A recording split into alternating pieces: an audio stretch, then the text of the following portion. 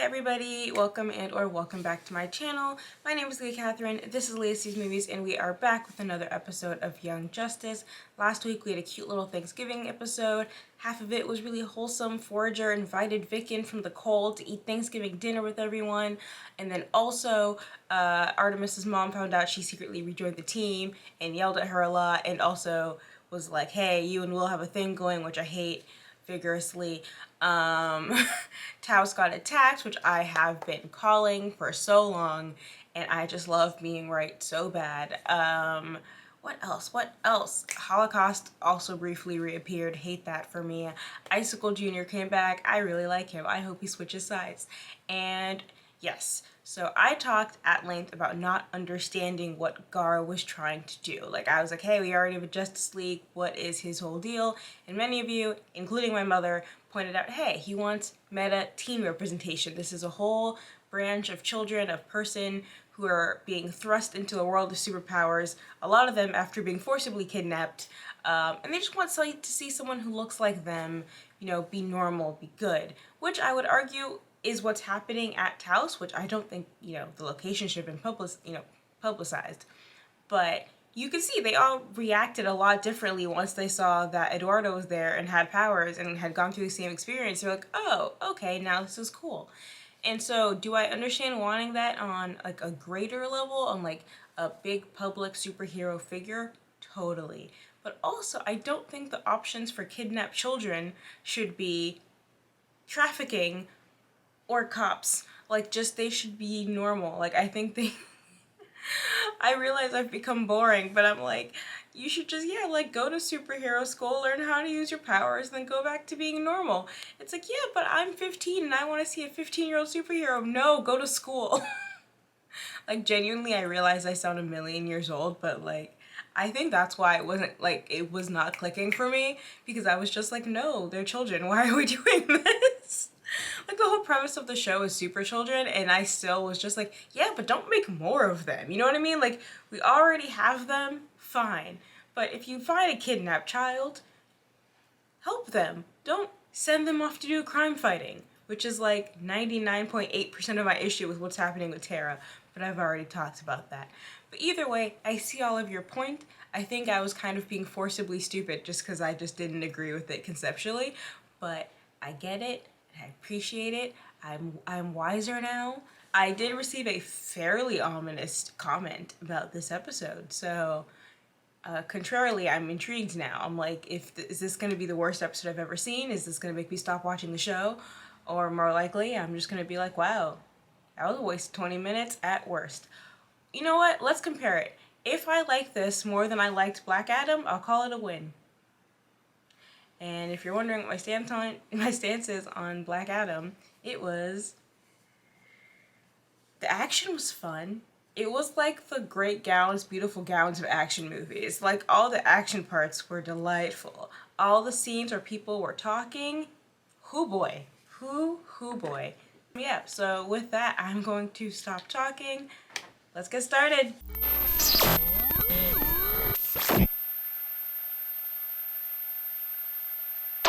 Atlantic Ocean, December 1st. Hey, we're underwater. Are we finally gonna find out what happened to Aquaman, previous Aquaman?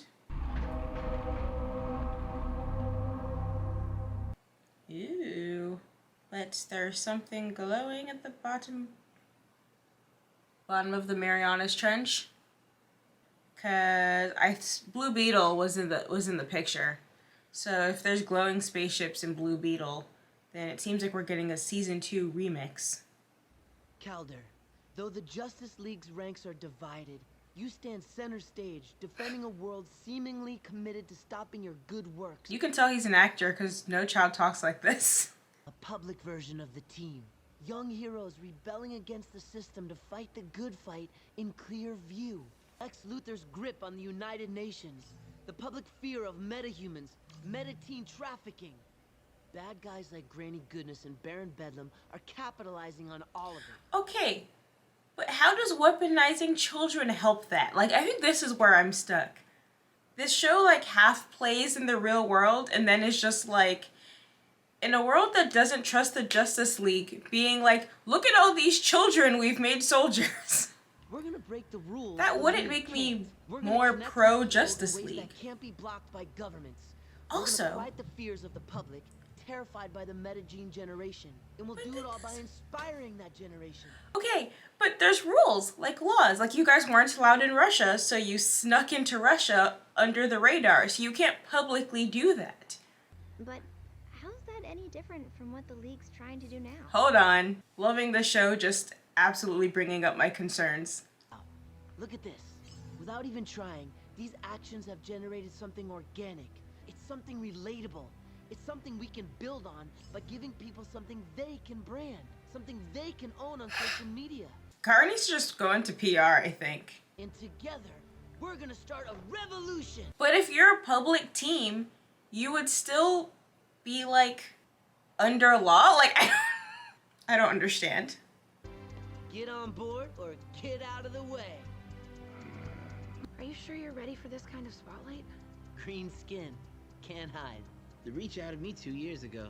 Kid Flash is out too. And there was no way I was gonna let this be a no-girl squad. The group needed a little color. Hey, here. Might as well be blue skin with that faceplate. That was... And I'm guessing we're too old. Wow. When did that happen? Girl, me too. Tony decided. Beast Boy hasn't even been on the team for, like... He's been acting for, like, a couple years. Oh, and there's one more thing I got covered. The new squad's base of operations. I call this the Hub. Holographic computer interface. Secured link to watchtower systems. Not in service, it'll double as our super style and living space. Okay, like, this is very much giving, you know, Titan's Tower, which is cute, and I love that, but... Tara, Violet, Vic, and Fred to have our own separate bedrooms. Finally! I know. But, like, at no point in Teen Titans was I ever questioning the legality of what they were doing. With the world that has been established here, now it's a concern. A science lab, a gym, even a Zeta. They're worried about, like, oh, the UN is under the control of Lex Luthor and he's restricting... Can you imagine if I'm Lex Luthor? This is a slam dunk for me. Child soldiers being controlled by the Justice League, ignoring laws and doing whatever the hell they want. I'm closing the Justice League down. Give me 2 minutes. But there's no way 6 teenagers are gonna live here alone and unsupervised. I would be happy, honored to move in and act as a den mother. Jefferson's a divorced dad. Throw him in here. I doubt any of us will miss our Seriously? prior accommodations. Aw, poor Jer. It is a slightly weird relationship between him and that ship, but you know what? For him, I'll excuse it. If anyone's seen this, please send help. Send fire! No drill. The Reach are back. Hold up. Looks like the League's already on it. Yeah, why wouldn't the League be on it? Yikes. Oh my gosh! Those things killed Aquaman! Oh my god! They killed Kenny! He's not dead. We got you covered. Whoa, it's Kid Flash! And there's Blue Beetle! Oh my gosh, I think that's Garfield Logan!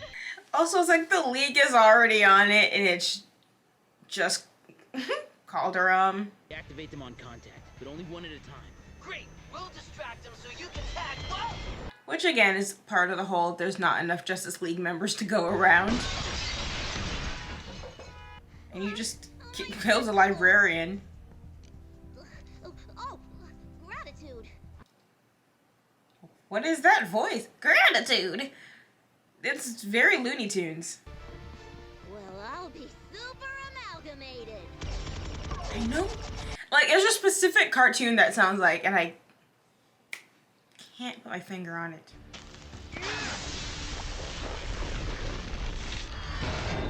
Okay. How's there a whole alien attack? At least the girl in the library is like, okay, she's inside. She's really over here just, Frosty the Snowman. Like, that is a level of no situational awareness I am not familiar with. That's incredible.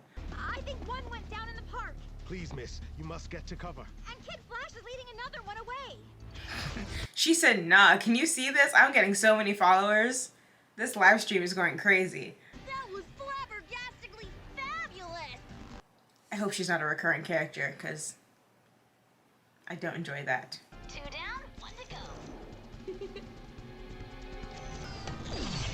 Shut down Oh, maybe it was a bad idea to do this in midair. Like, I know that they're showing us this to be like, look how they are inspiring these super teens. But I repeat, if I was Lex Luthor, I'd get the whole Justice League shut down because of this. No matter what they do, he's just like, you guys actually ruined everything. If you think you can spin this. And we covered the story like real reporters. Indubitably. Indubitably. Awful. Awful voice.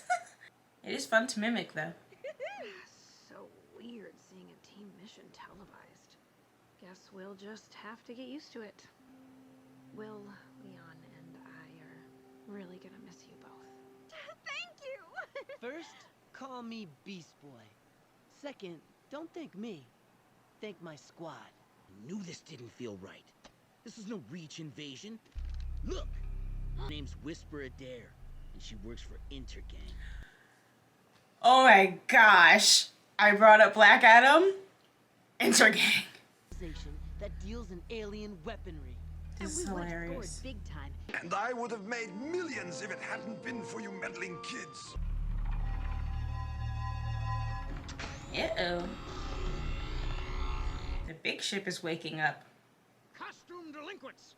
The Justice League did not go through the proper channels to be in Brooklyn.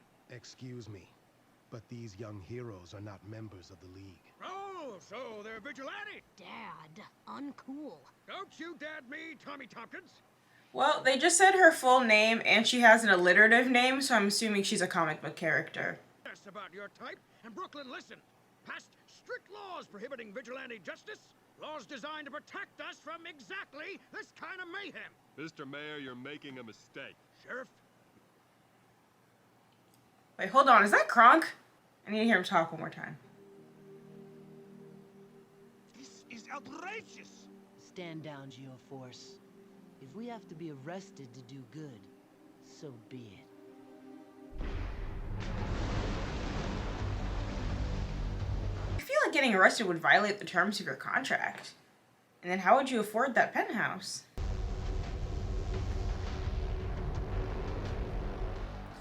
So in Black Adam, was that whole country just invaded by a criminal organization? I mean, look at us. We're in shackles. Quick, everyone behind the warbug. Yeah, that sounded like Kronk. I'm shocked I didn't recognize him earlier. But it won't target Reach Tech because it's on autopilot, summoned by a distress signal from the warbugs. Hey, we didn't activate any signals. Didn't even know those things had them. Look, if I were you, I'd call the Justice League.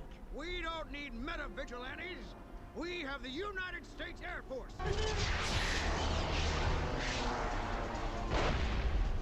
Also, like, I think we should call them the Justice League. Is Calder, like, not right there? Also, RIP those people, I guess. Now will you call the League? No, no. Sorry, my hands are tied. Mine aren't. Just handcuffed. Squad, it's time for a jailbreak. You can arrest us again after we save your town. Again. Scarab says the only way I can shut down the ship is from the inside. Then we're going in.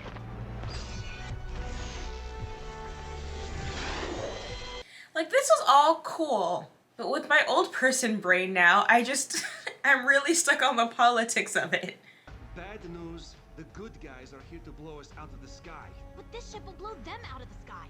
And those jets are manned. Blue, hit the gas. Give us enough thrust to clear the town, then cut the power. We'll crash this thing somewhere safe. I'm confused. I'm confused. But it's falling out of the sky. No, it's okay. We're crashing it into the park. Except they're still in there. They'll be fine. Just, like, jump before it lands. How big is their park? Also, apparently this one girl's live stream is being televisioned everywhere. Sorry, kid. What? Why? States that minor and incidental harm done in service of the greater good is not a crime. Now it doesn't sound like Kronk. It did? Now it doesn't. We're something new, here to help people. We don't answer to bureaucrats and bad guys trying to twist what we do into crimes against the system. Those types can get on board or get out of the way. Wow. Sounds like a revolution. I'm sorry, what is the dialogue in this episode? We are all outsiders. All of these teenagers are just talking like a weirdly scripted team. And of course it's scripted, but you don't want it to feel that way. Outsiders. Catchy. Garmy might be onto something. Tara, can you put Leon to bed for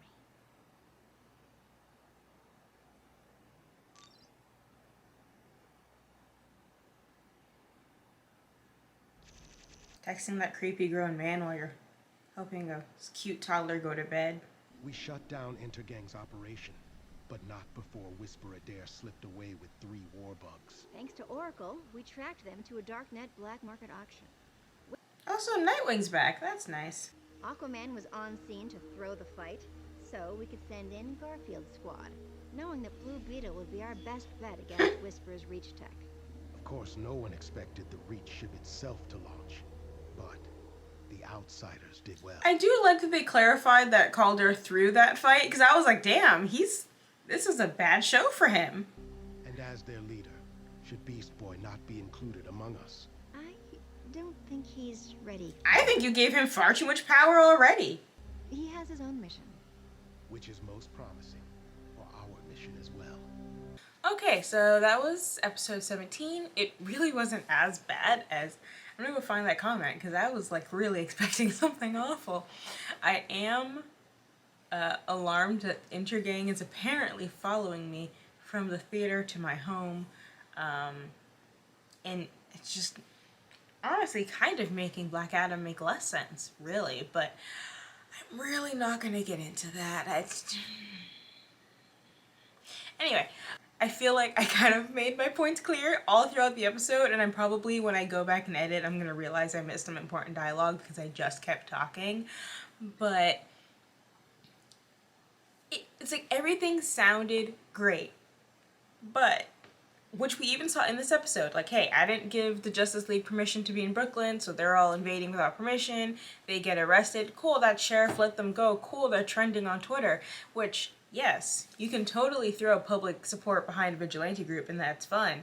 But also, legally, and even Calder just being like, no, they're not on the Justice League. I'd still be like, so you just have these super teens running around, we're not gonna do anything about them? Where are your parents? And also it's just like, can you imagine if a teen actor just became a well-known vigilante with like just, it was just like, anyway, the cast of Riverdale is stopping a crime now. I mean, granted, they're all like 30, but still.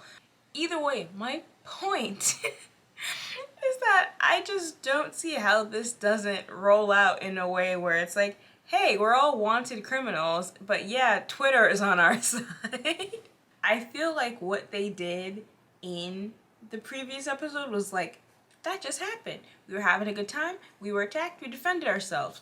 Also, like, should Eduardo and people like him have been like a weird secret counselor at Taos? No, like, they should just be like, hey, we are kids who got powers. They should have like public they should have a YouTube channel of meta-teens who are just like, hey, it's really weird and scary, but like you can learn to control your powers. I just don't know that fighting aliens is like the most logical way, especially when the Justice League is in the trenches. Everything that they do, any social media win that the Outsiders get, it just feels like in the long term, it would do so much political damage to the Justice League. And I know that we just saw the ending where it's supposed to go, oh no, it's not. It's helping them. They wanted this to happen because they wanted the public support. But they're losing. If it's a political battle with the light, they are losing, and this is not going to help them. Generally, do I enjoy that we have our own quasi-Teen Titans? Yes. Like, no one ever got mad in Teen Titans and was just like, whoa, you destroyed this library when you were saving us from the aliens. You know what I mean? Like, that wasn't an issue, so I never thought about it.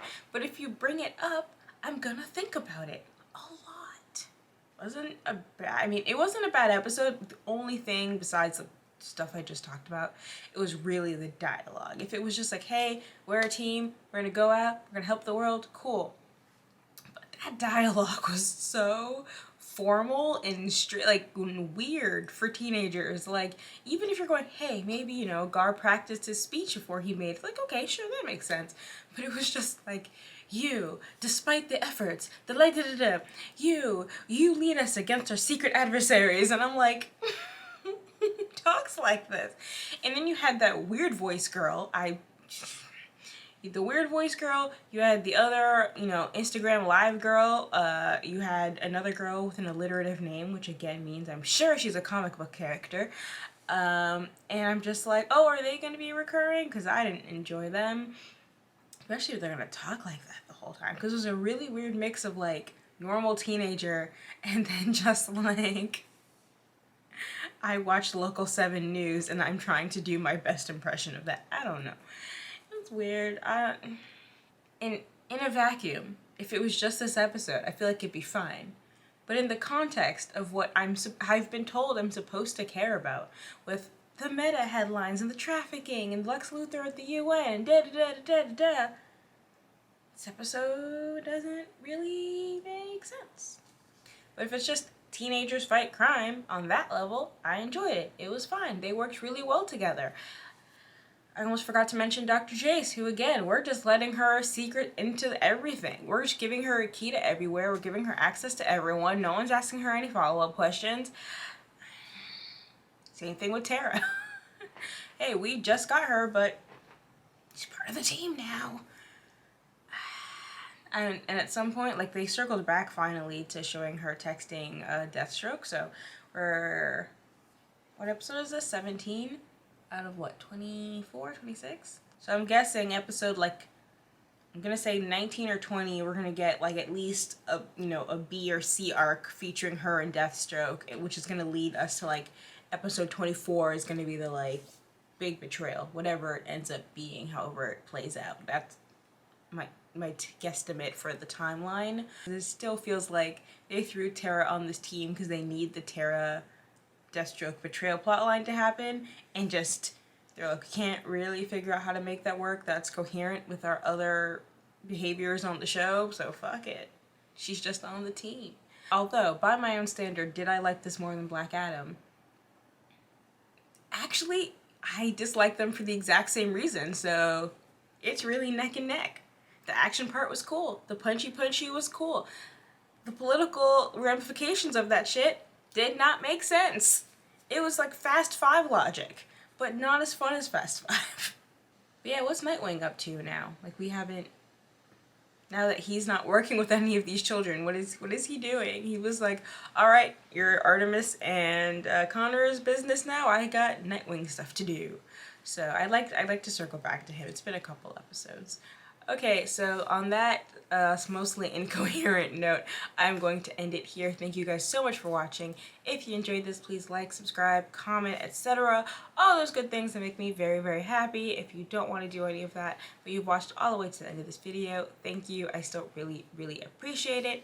You can follow me on Twitter at LeahSeesMovies, and I'll catch you guys next time. Peace!